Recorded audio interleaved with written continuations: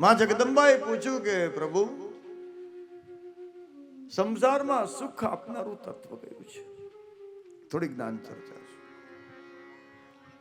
જેનાથી જીવ આ સંસાર સાગરને તરી જાય.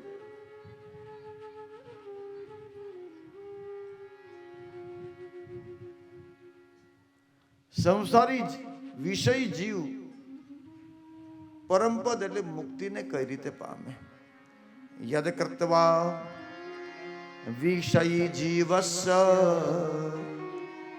લભેત પરમં પદ. આ જીવને પરમપદની પ્રાપ્તિ કઈ રીતે થાય પ્રભુ અમને કહો. ભગવાન મહાદેવે કીધું છે, ભક્તિનો આશ્રય કરો. ભગવતી, ભક્તિથી મન વિશુદ્ધ થશે, ચિત્તમાં પરમાત્માનો વાસ થશે. પરમ તત્વને જાણવા વાળા જીવન મુક્ત થઈ જાય છે. પરમ તત્વની ઉપાસના કરો. ભક્તિની અને મુક્તિની દાત્રી મારી ભક્તિ છે.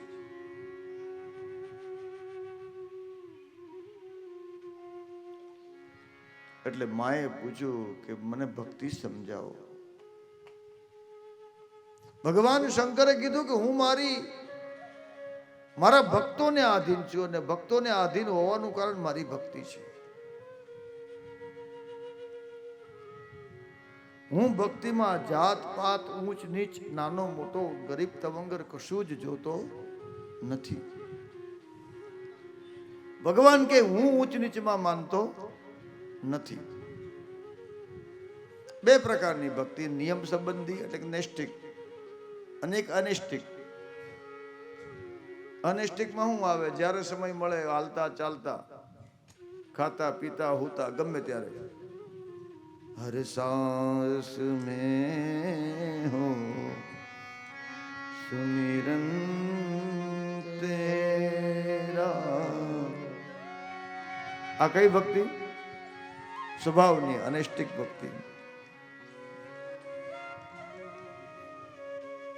हर सांस में हो सुमिरन तेरा, यूं बीत जाए जीवन में. એમાં કોઈ નિયમ લાગુ ન પડે. પણ ભક્તિના 9 અંગ કીધા છે. એ ભગવતી તમે 9 અંગ સાંભળો. ભગવાન